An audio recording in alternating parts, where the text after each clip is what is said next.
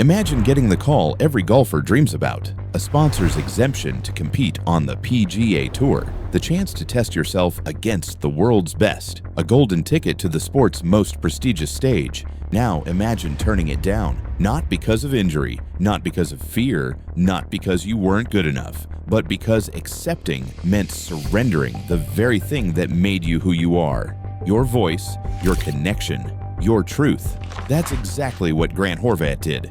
And in doing so, he didn't just reject a tournament invitation, he ignited a revolution that's tearing down golf's carefully constructed walls, exposing a clash between tradition's death grip and the unstoppable force of authentic storytelling. Why I am not playing in the PGA Tour event. I know there's going to be a lot of disappointed people out there. I'm disappointed as well, but we're going to explain exactly why we couldn't make it happen.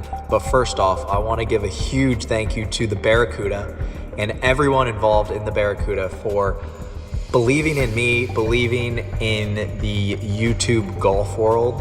They saw the vision there, so I really want to give a huge thank you to them. This isn't a story about one player missing one event. It's about the moment golf's new generation stopped asking for permission and started demanding respect. Welcome to the uprising nobody saw coming. Grant Horvat didn't arrive at this crossroads by accident. His journey to becoming golf's most controversial figure started in the most unexpected place, a complete rejection of the game itself. Growing up in Michigan as the son of a golf professional, everyone assumed clubs would be in Grant's hands from birth. The path seemed predetermined, almost scripted, but life doesn't follow scripts, and young Grant had zero interest in following anyone's predetermined path.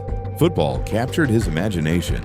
Golf seemed boring, stuffy, trapped in traditions that felt ancient and irrelevant. While other kids at the range were grinding on their swings, Grant was throwing spirals and chasing touchdowns. The sport his father loved. It couldn't have felt more distant. Then something shifted at 13. Curiosity cracked open a door he'd kept firmly shut. He asked his dad to teach him, not because he suddenly loved golf, but because he wanted to understand what everyone else saw in it. That simple question launched a transformation nobody predicted. What followed wasn't casual weekend rounds or country club junior programs. It was obsession disguised as discipline. Grant attacked golf the way he'd attacked everything else, with relentless focus and refusal to accept limitations. His father guided him, but Grant taught himself something far more valuable than swing mechanics. He learned how to see golf through a completely different lens. As his game sharpened, something unexpected happened. He started sharing the journey online. Not highlight reels or perfectly edited promotional clips, raw footage, real struggles, honest conversations about what it actually feels like to chase improvement in a sport that humbles everyone who plays it. His videos weren't polished productions, they were windows into reality. Practice sessions where nothing worked, rounds where frustration boiled over, moments of breakthrough followed immediately by setbacks. This wasn't golf content, it was human content that just happened to involve golf. And people couldn't look away. Suddenly, fans weren't just watching someone play golf, they were walking beside someone living it. Grant's willingness to show failure, doubt, and imperfection created something golf had been missing for decades: genuine connection. He wasn't performing for cameras, he was inviting millions into his actual experience. The authenticity struck a nerve. Comments flooded in from people who'd never cared about birdies or bogeys but were hooked on the honesty. They connected with the grind, the self-doubt, the small victories that mean everything when you're chasing something that matters. Grant wasn't building a fan base. He was building a community bonded by shared struggle and real emotion.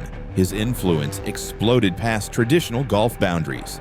He became something bigger than an athlete, a voice, a movement, proof that modern sports fame doesn't require permission from the establishment. You just need courage to be yourself and the platform to share that truth unfiltered. But this independence that made him powerful also made him dangerous. Because in building his own empire outside golf's traditional gates, Grant threatened the one thing institutions protect above all else: control. The Barracuda Championship invitation should have been a celebration. A content creator breaking into PGA Tour competition. A feel-good story about new media meeting old traditions. A bridge between worlds. Instead, it became the flashpoint that exposed golf's deepest fault line. Tournament organizers extended the invitation genuinely believing in Grant and what he represented. They saw the future, a generation of fans who discovered golf through YouTube, who valued personality over pedigree, who wanted access over exclusivity. The Barracuda got it.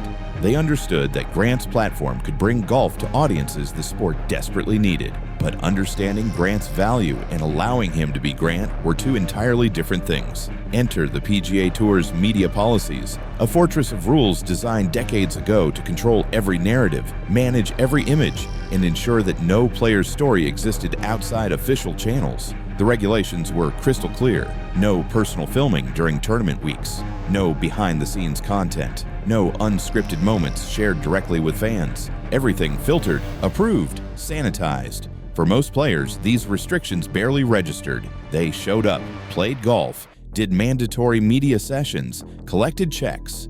The system worked because it was the only system anyone knew. For Grant, these rules weren't just inconvenient, they were suffocating.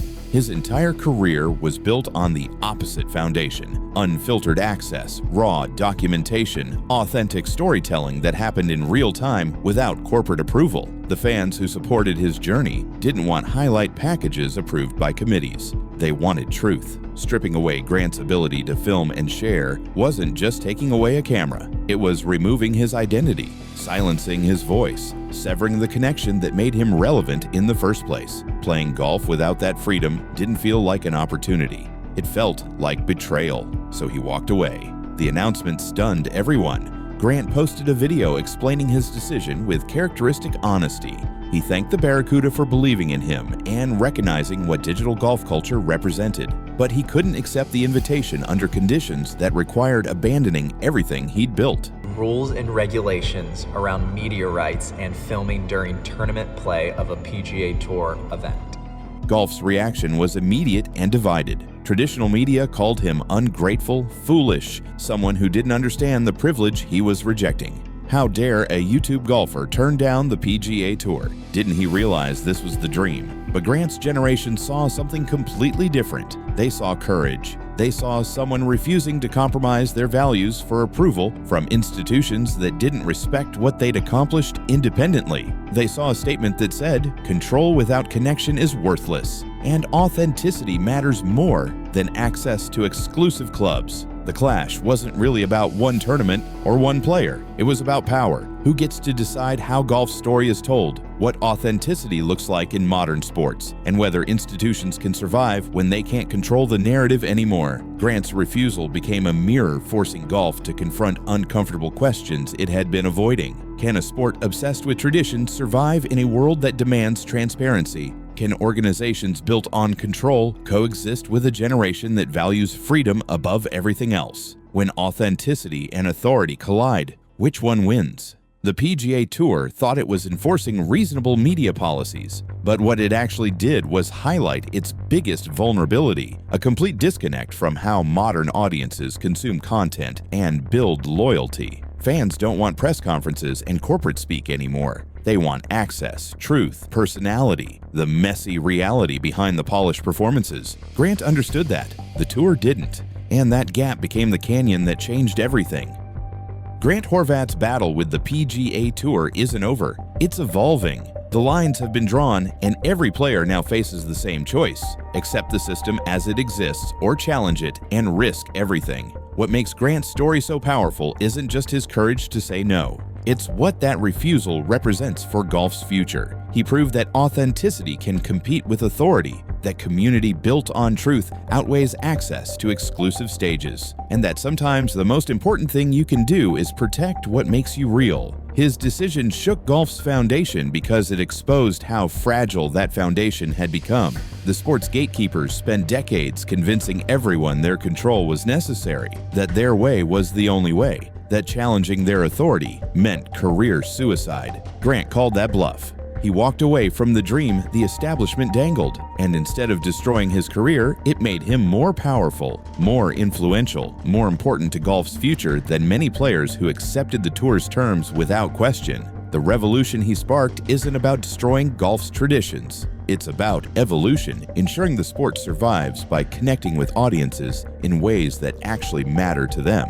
The game's history deserves respect, but that can't come at the cost of relevance to generations raised on authenticity and access. Other players are watching. Some are already following Grant's blueprint, building independent platforms that give them freedom the tour never will. The balance of power is shifting, and there's no going back. Golf's next chapter won't be written in boardrooms or press releases. It'll be written by players brave enough to own their stories completely. Grant Horvat didn't just refuse to play in a PGA Tour event. He refused to let anyone else define who he is and what his connection to fans should look like. That refusal planted seeds that are growing into something much bigger, a movement demanding that golf's future be built on connection, not control. The sport now stands at a crossroads. It can embrace this change, respect the new paths players are forging, and find ways to celebrate authenticity instead of stifling it. Or it can double down on control, watch its relevance fade, and wonder why audiences stopped caring.